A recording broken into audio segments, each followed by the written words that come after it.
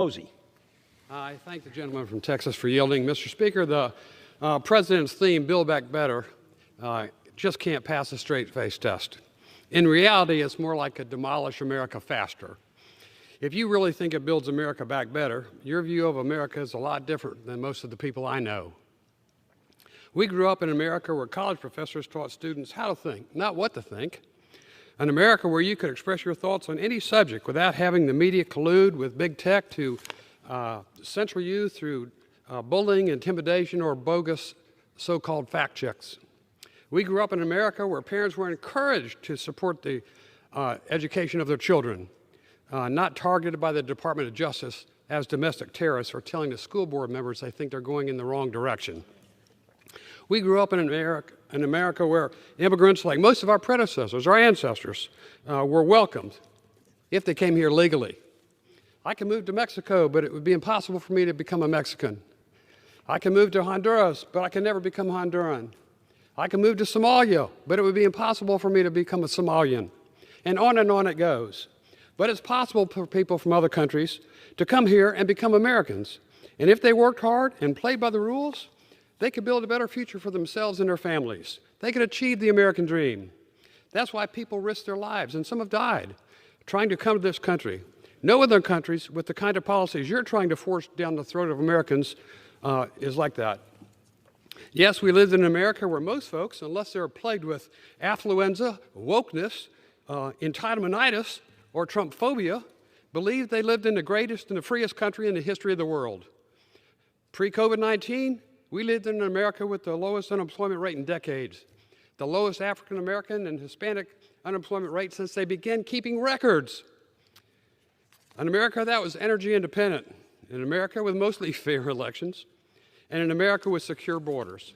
And speaking about secure borders, let's be clear, there is a crisis at the border, even though the President, the Vice President, and most of my colleagues across the aisle deny it.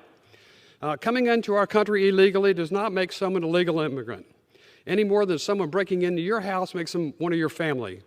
You see, most people know there's a difference between legal immigration and the illegal invasion that we're witnessing right now.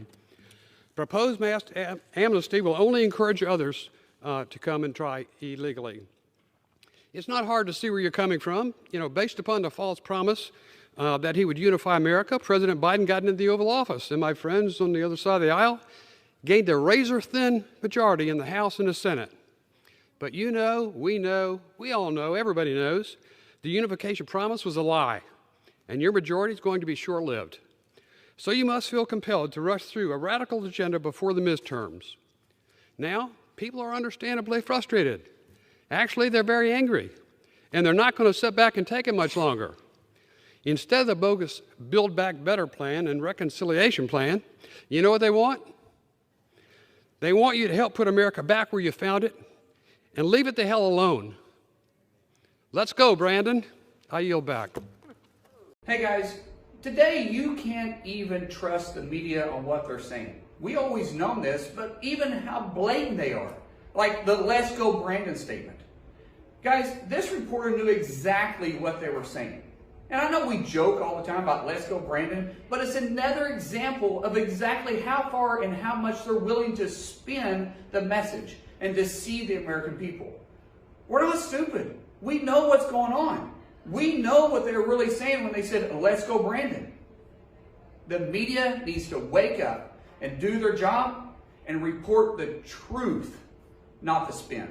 I saw on Fox News Hannity where Biden is having a $450-something thousand wall built around his summer place, and he says they're going to use taxpayers' money to pay for it.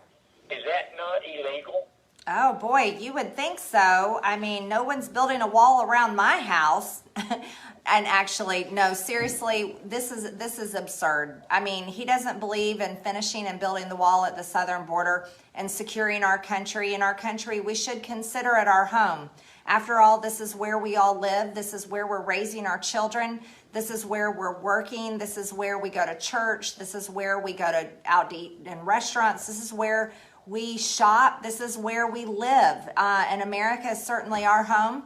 So I don't know how we have a president of the United States that doesn't believe in securing our home with a wall, but is perfectly fine with securing his home with a wall. And so, yes, that should be illegal, but you guys all know how I feel about Joe Biden. I think he's doing everything wrong, and I think he has seriously broken his oath of office, and there's very strong grounds for impeachment. So I'm going to stand here with let's go, Brandon, and let's impeach Joe Biden. So thank you so much for that question. And Nick, are we ready to talk to somebody else again?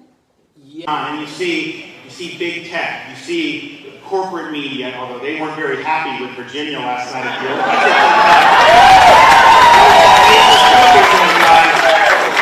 If you look at that, if you look at what's going on with some of the big corporations with their woke agenda, when you look at the Brandon administration,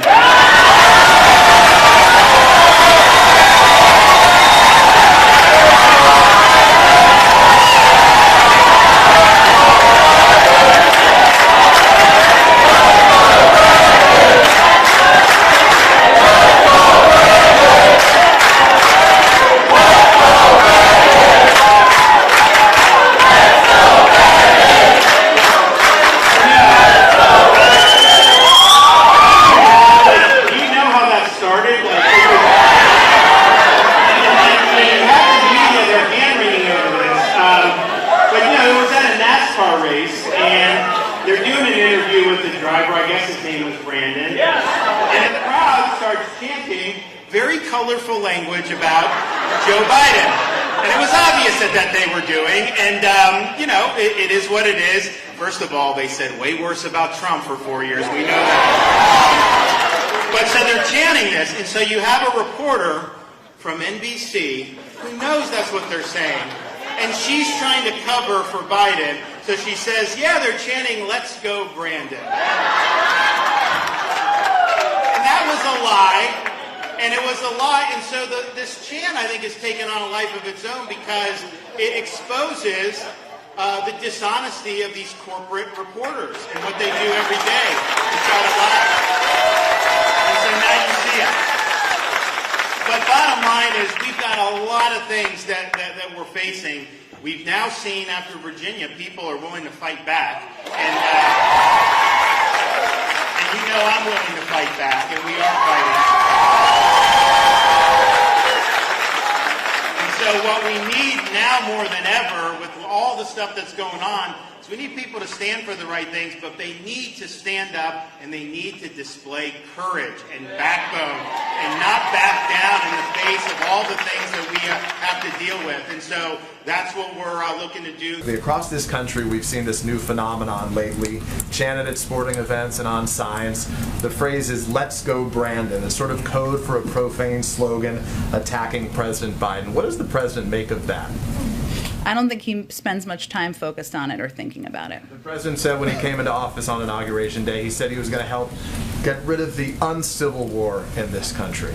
So I guess through that lens right now, does the president think there are things that he can do differently, or how does he react to the stuff he sees out there when it is one of his primary promises or desires to help bring Americans together? Well, it takes two to move towards a more civil engagement and discourse in this country, and the president's going to continue to operate, as you said, from the promise he made early on, which is that he wants to govern for all Americans. He's going to deliver for all Americans, as is evidenced by the infrastructure bill that he's going to sign on Monday. That's going to help expand broadband to everyone, no matter your political party, no matter whether you voted for him or not. That's going to replace lead pipes, make sure kids have clean drinking water, whether you're a Democrat or Republican or not political at all. That's how he's going to govern, and certainly we're hopeful we'll have partners to move toward more civil discourse with in the future. Thank you. Well, this radical Biden administration is at it again. It wasn't enough for them to just target Alaska, shutting down our energy production on day one of the administration. Now they're targeting Michigan, looking to shut down one of their pipelines. You know, you might be a DC insider if you think that you can power this country while shutting down oil and gas and coal. And you might be a DC insider if you saw the election results of last week and you're still moving full steam ahead with your Green New Deal. But then you're probably a DC insider if you heard the nation chanting, "Let's go, Brandon," and you're not picking up the clue.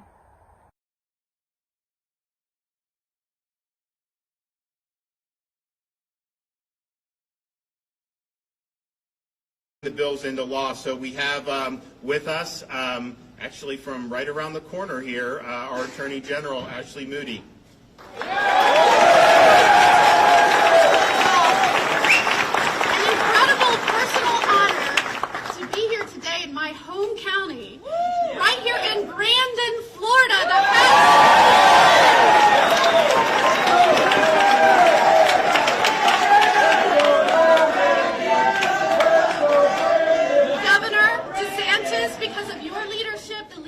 Of our legislature, President Simpson, Speaker Sprouse, Brandon, Florida has become the shining city on the hill,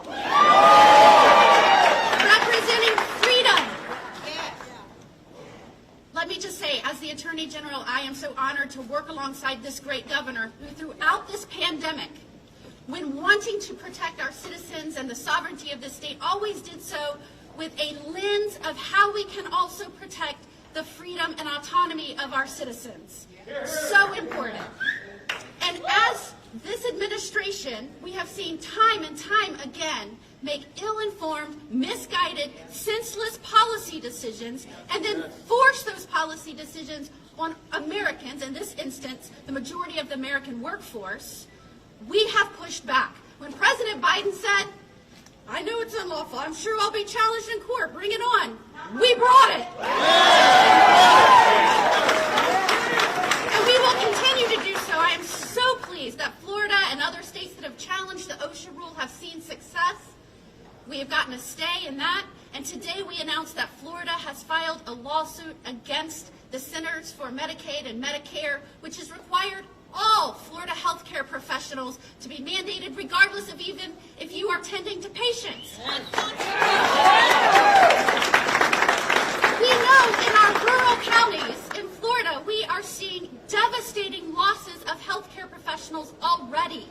This will decimate our ability to provide needed, crucial, vital healthcare to Floridians. And so I am proud to again stand with our great Florida leaders like Governor DeSantis and take formal legal action to protect Florida workers. But I also personally would demand that this president and his administration look at the data, make decisions that are based on the welfare and individual circumstances and freedom of our citizens, and not on some radical, extremist, liberal agenda that they keep imposing. Thank you so much, Governor DeSantis, for your leadership. Okay, we have the Surgeon General. Is Jeffrey Tumlin, who's the director of San Francisco Municipal Transportation Area. Thank you so much. Where's Jeffrey? Thank you, Jeffrey. Let's hear for Jeffrey for keeping San Francisco moving and in a way that is safe for bicyclists, pedestrians, for people in cars and the rest. And during the Q&A, he'll take all the hard questions because he tells us a beautiful story about what's happening at 2nd and Bolson. But now it's my honor to introduce Representative DeSaulnier, who is a member of the Transportation and Infrastructure Committee of the Congress of the United States. He brought to that committee his experience as a local official, as a member of the state legislature. This is it. So, in any case, Mark DeSaulnier. Mark DeSaulnier.